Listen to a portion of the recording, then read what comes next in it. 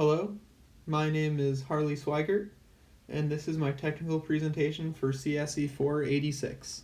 Before I move on to my interest in computer science, I'm going to talk a little bit about me. So in high school, that is when I first gained an interest in computer science as a whole.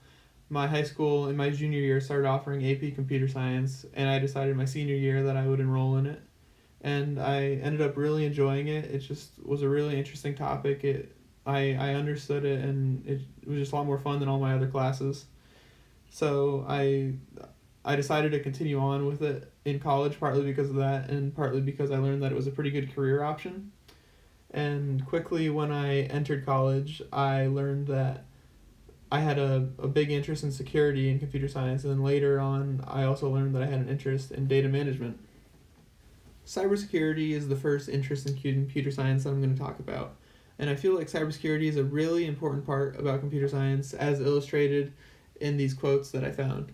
The first one saying, cybersecurity has emerged as a widely used term with increased adoption by practitioners and politicians alike. However, as with many fashionable jargon, there seems to be very little understanding of what the term really entails. And that kind of stuck out to me like, sure, your average computer scientist knows what cybersecurity means, but what about your average regular person? They might not know what it means, and they might be improperly using it. So there needs to be an educational standard for cybersecurity so more people can understand that. As this next quote explains, the time is right for security integration across the computer science curriculum to contribute to a cyber-ready workforce. And while this focuses mainly on computer scientists, and I agree that computer scientists should have more classes and more information about cybersecurity to help them with their careers, it's also important that regular people also are being educated properly in cybersecurity, so everyone can be safe when they're either searching the web or going through social media or any other situation where they could put their personal information at risk. I just went over my personal beliefs in regards to cybersecurity. Now I'm going to go over some of my personal experience. The first being at my job, which is Corbin's Electric. They're an electrical contractor, and I develop software apps for them. And some of our apps have a feature that prevents people from using certain actions when they're not supposed to, so as they would mess up the workflow of the app. And that's one form of security you have. Another form is security roles, which ensures that every individual, depending on their role, they have the proper apps that they need, so they don't have extras, so as they're not messing up some sort of process that we have established. And my next piece of experience is from the Grand Challenge Scholars Program. In my freshman year, I was doing a lot of work in regards to security with the program, and I met a lot of professors that were focused on cybersecurity, and it really opened my eyes to a lot of information about cybersecurity, and it really sparked me with the interest of focusing on cybersecurity as I moved further in my computer science career. The next interest I have in computer science is database management. And I find database management interesting not just because I consider myself a numbers guy, like I like seeing data and statistics up on the screen, but also because of the wide scope that database management has. For example, in these two quotes that I have on the screen, database management is essential for health services is what the first one entails, and the second one's from the university.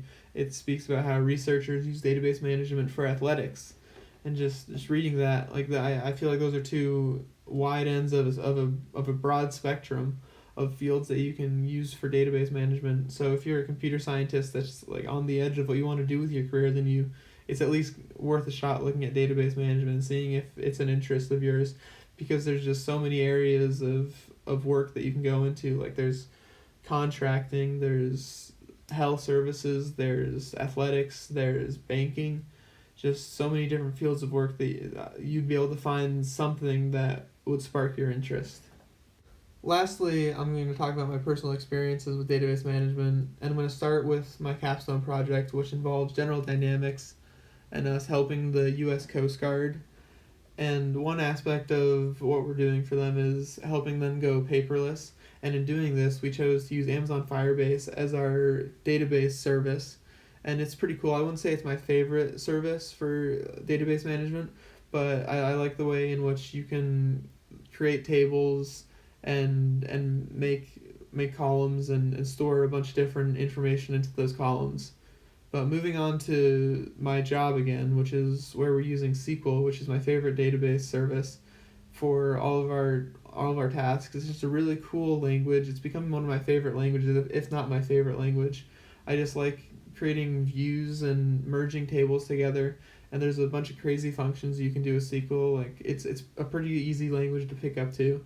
So once you get going with it, it's just really awesome. All the crazy stuff you can do with it, and just it's at least worth a shot to look at, even if you don't do anything with database management. I find that it's pretty fun once you get a hang of it. This will conclude my presentation. Thank you for listening, and I hope that you have enjoyed.